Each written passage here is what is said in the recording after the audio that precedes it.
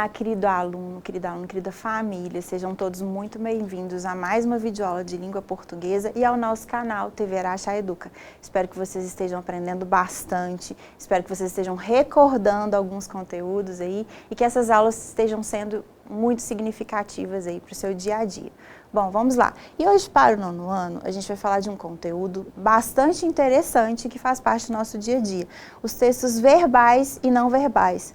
Ué, como assim, professora? Texto não verbal? Existe isso? Existe, e a gente vai falar bastante. Mas para a gente começar falando aqui da questão dos textos verbais e não verbais, a gente tem que se lembrar o que é um texto. Para você, o que é um texto? Se eu te pedisse para definir o que é texto, o que você diria? Bom, se a gente for buscar na origem da palavra, na etimologia, texto quer dizer ato de tecer, entrelaçar, construir, sobrepor.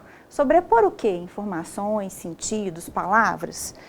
Bom, o texto, ele é uma produção que pode ser verbal ou não verbal, que se constitui com algum código no intuito de comunicar algo a alguém em determinado tempo e espaço. Vamos aprofundar um pouquinho mais. Esse conceito de texto, ele foi sendo modernizado à medida que nós fomos modernizando também as nossas formas de comunicação, o nosso entendimento, a parte dos estudos, né, dessa área. E hoje o texto, ele não é considerado uma estrutura pronta, como unidade de sentido completa, pois consideram-se também os processos de planejamento, construção e recepção do texto. Então, o texto, né, ele não é só aquele material que eu estou vendo, que eu estou analisando, é todo o conjunto, né? É o contexto de produção, é quem produziu, quem está lendo, como eu estou interpretando, né? Tudo isso faz parte desse processo que é o texto. Então, toda construção verbal ou não verbal que se constitui como um ato comunicativo é considerado um texto. Tenha ele palavras ou não. Vamos lá. O sentido do texto se completa no momento da interação, por meio das estratégias de criação do autor e interação e interpretação do leitor. Então, o que eu disse para você, né? Então, o texto, ele engloba todo um processo, né? Desde aquilo que foi produzido, o contexto que foi produzido, quem produziu, para quem foi produzido, essa pessoa que leu, que teve contato com o texto, como ela entendeu, como ela recebeu aquela mensagem. Então, tudo isso está dentro aí do processo do texto. Vamos lá, então. Vamos falar primeiro dos textos de linguagem verbal. Eles utilizam as palavras para estabelecer uma comunicação. Essas palavras, elas podem ser ditas ou escritas, né? Orais ou escritas. É o que a gente encontra no artigo científico, no artigo de opinião, numa carta de reclamação, em cartas de solicitação, né? Em outros momentos também, né?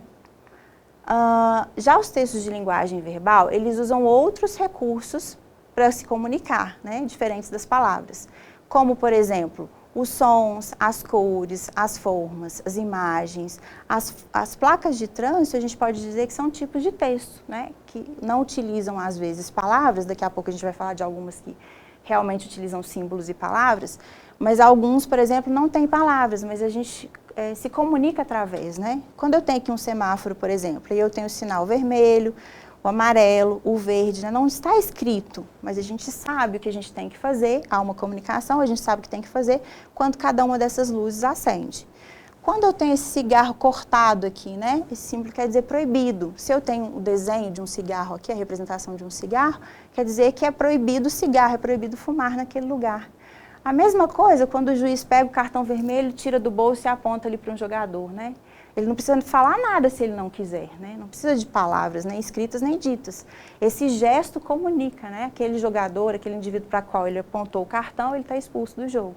Então, esse é um tipo de texto aí, de linguagem, né? De comunicação não verbal. Olha só que interessante. Os quadrinhos, cartoons, né, charges, eles lançam muito a mão dessa questão da linguagem não verbal através da imagem, a comunicação só pela imagem. Observe aqui que a gente não tem nada escrito, mas a gente interpreta, a gente entende, né, a gente se comunica. Olha só, eu tenho aqui um indivíduo na calçada, né, eu vejo que ele está com as vestes aqui bem surradas, né, rasgadas, tá sujo, tá na sarjeta aqui na calçada, né? Tá com a mão estendida, olha o chapéu aqui virado para cima, né? Quando as pessoas estão pedindo dinheiro, pedindo esmola, elas se posicionam geralmente assim. E aí tem um senhor que está mais bem vestido, né? Com a mão no bolso, a gente entende que ele está tirando aqui alguma moeda, alguma doação. E aqui, olha, tem um espelho, né? Como se ele quisesse sensibilizar a pessoa que está passando, né? Como se ele quisesse mostrar, olha, poderia ser você aqui no meu lugar, você poderia estar precisando de ajuda, né? Então me ajude. Então é uma possibilidade de comunicação. Você pode ter pensado também em outras possibilidades de interpretar o texto. E é aí que está a riqueza dos textos, né? E o texto de linguagem não verbal permite aí também múltiplas interpretações.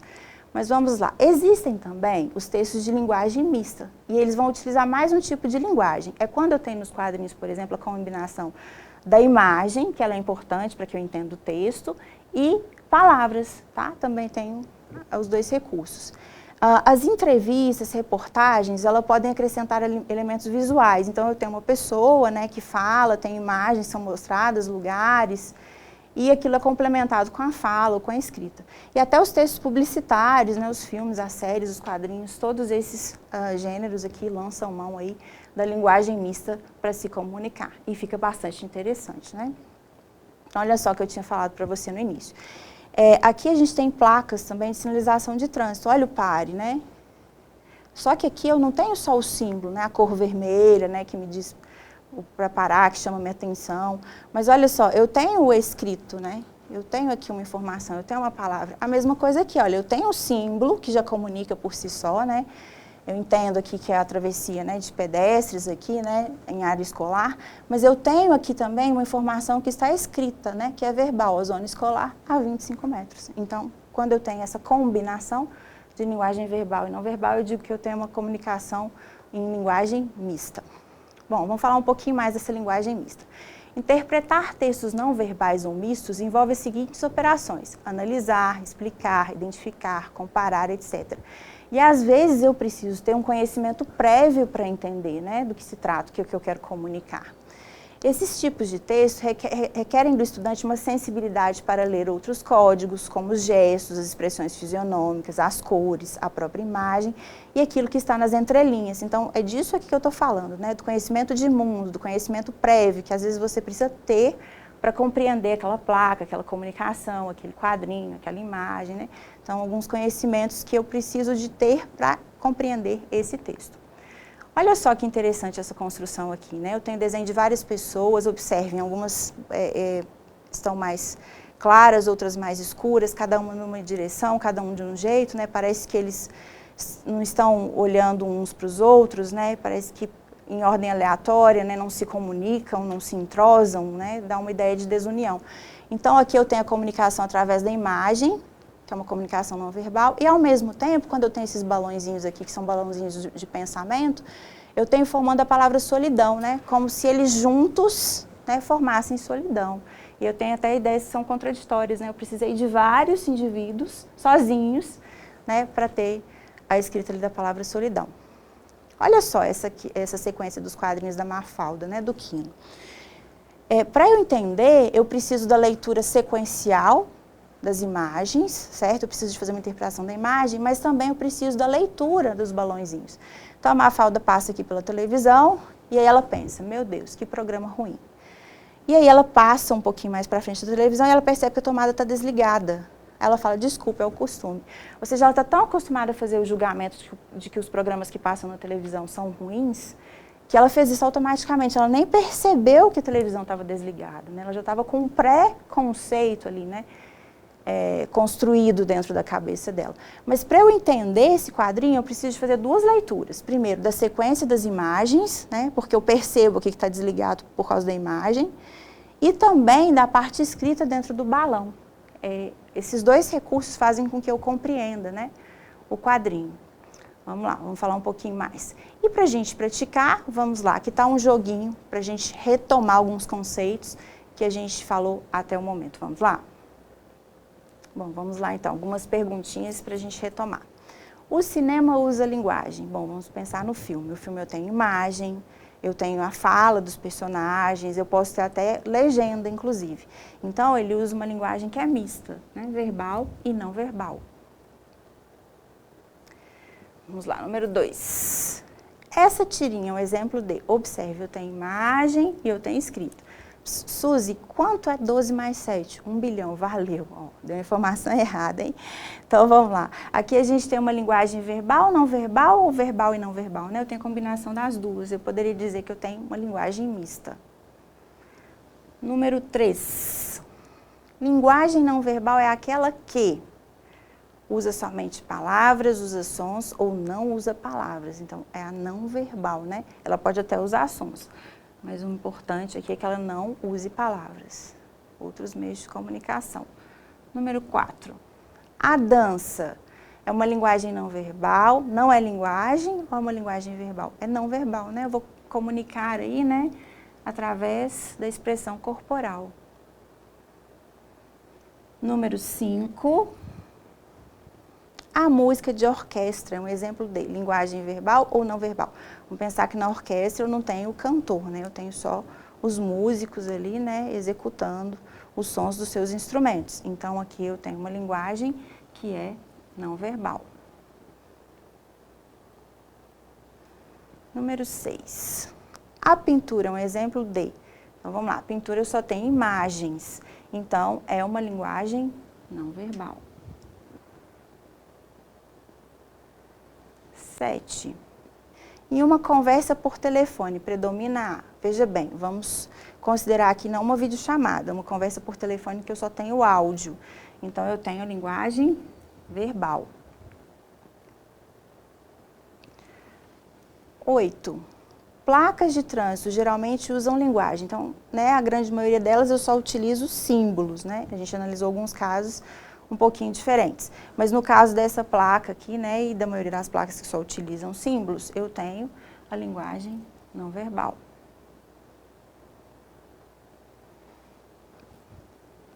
A linguagem verbal é aquela que usa somente verbos, comunica com palavras escritas ou faladas ou usa imagens. Bom, verbal são palavras, né, escritas ou faladas. Número 10. Última pergunta do joguinho. Na sala de aula, o professor usa linguagem verbal e não verbal. Pois, vamos pensar, o seu professor comunica com você através da escrita, através da fala e também com a linguagem corporal, né? Às vezes ele faz cara feia, chama atenção, às vezes ele não precisa falar nada, só de olhar você já sabe, né? Então, realmente aqui ele usa palavras, gestos, expressões faciais, letra A. E aí, bacana, acertou tudo? Bora lá então continuar com a aula de hoje. Bom, agora eu selecionei alguns textos para a gente analisar, para a gente interpretar, né? E são textos diferentes. Olha só esse aqui. Eu tenho uma sequência de quadrinhos, né? 1, 2, 3, 4, 5, 6, 7 quadrinhos. E eu não tenho escrito, tá? Repare que aqui eu tenho só a representação das notas musicais, mas eu não tenho nada escrito. A interpretação é feita só através da sequência de imagens. Então, olha só, não sei se você vai conseguir ver direitinho, vou dar um zoom aqui. A gente tem um casal deitado, né? Parece que eles acordaram com barulho aqui, né? Do andar de cima. No segundo quadrinho, o homem, ele se veste, né? Coloca o roupão, continua o barulho lá em cima. E aí a gente entende que ele sobe as escadas, a mulher continua aguardando, o barulho continua lá em cima. O barulho para, a mulher fica feliz. O homem volta feliz, a mulher feliz também, os dois estão felizes. De repente, ele troca de roupa, olha só o guarda-roupa, ele troca de roupa, continua com a cara feliz, né? Aqui a gente tem uns símbolozinhos musicais, tem um coraçãozinho aqui no meio, eu acho que deu ruim. E ele deixa ela sozinha, olha a cara dela, de decepção. Então ele trocou de roupa, continua aqui cantarolando com a música na cabeça, ela fica sozinha, né, de cara ruim aqui. E ele dá a entender que ele vai embora, hein? Não sei, eu acho que ele gostou dessa música lá que ele encontrou nesse apartamento lá de cima, né? Bom, vamos lá, vamos continuar então. Olha só, sobre esse texto 1. Por que supostamente o marido se levantou da cama na cena 2? Se a gente voltar aqui um quadrinho, né? Porque ele estava com a cara ruim, ó, ele resolveu tomar uma atitude, né? Se vestiu, vou lá reclamar. Então, para reclamar do barulho da música que vinha do andar de cima. O que sugere a expressão da mulher na cena 5? Se a gente voltar aqui um pouquinho. 1, 2, 3, 4, 5, né? Ela ficou feliz, ó. Por quê? Parou o barulho, o marido resolveu. Então, ó, sugere que ela está satisfeita pelo fato da música ter parado. Compare a expressão do marido na primeira e na sexta tirinha. Em que elas diferem? Se a gente voltar aqui um pouquinho, a gente vai ver, ó, primeira e sexta, né? Então aqui ele tá com a cara ruim e aqui ele tá com a cara feliz, né? Ele resolveu o problema, mas a gente vai ver que ele estava com a cara feliz, né? Por outros motivos também. Então, na primeira cena ele está zangado e na sexta cena ele está feliz, pois está sorrindo. A gente fez uma leitura aí da expressão facial dele. Levante hipóteses, aonde o marido está indo? O que teria acontecido no apartamento de cima? Então, ele está se mudando para o apartamento de cima, provavelmente porque lá é mais divertido ou porque conheceu alguém interessante, né? E aí, quando a gente tem ele com a representação nos balõezinhos lá, né, da música e um coraçãozinho entre as notas musicais, a gente pode entender, né, que ele conheceu alguém interessante, né, e abandonou a mulher e foi lá para cima. Olha só, então aquele foi um texto não verbal, né? A gente não tinha palavras escritas, só uma sequência de imagens e os símbolos, né? O coração, as notas musicais. Olha esse texto 2, eu tenho só palavras escritas. Vamos ler. Cantiga para não morrer. Quando você for-se embora, moça branca como a neve, me leve. Se caso você não possa me carregar pela mão, menina branca de neve, me leve no coração. Se no coração não possa, por acaso, me levar, moça de sonho de neve, me leve no seu lembrar. E se aí também não possa, por tanta coisa que leve, já vive em seu pensamento, menina branca de neve, me leve do esquecimento. Olha só que legal, um poema, né? Tem até algumas rimas, e ele diz que é uma cantiga, né? Para não morrer, cantiga. Então vamos lá. Que tipo de situação é imaginada pelo eu lírico nesse texto? É uma situação de separação, né? De esquecimento, ele quer ser lembrado, né? Não quer que essa menina branca de neve se esqueça dele. Que apelo que ele faz à moça? Ele pede para não ser esquecido, né? Para ela lembrar de alguma forma e levá-lo com ela, nem que seja no seu pensamento. Duas interpretações possíveis. Ó, uma possibilidade, né? O texto seria uma forma de canto, né? Inclusive, a gente tem no nome, né, no título do texto, cantiga. E cantar seria uma maneira de não morrer, talvez porque o canto possa aliviar a dor do seu eu lírico. E cantar também, né, é uma forma de não morrer. Quantos cantores a gente tem aí, né, que já faleceram, já não estão mais entre nós, e que estão vivos nas suas canções, né, na sua voz. Então, a gente pode ter essa interpretação também. E o texto constitui um pedido insistente do eu lírico para não ser esquecido pela amada, né?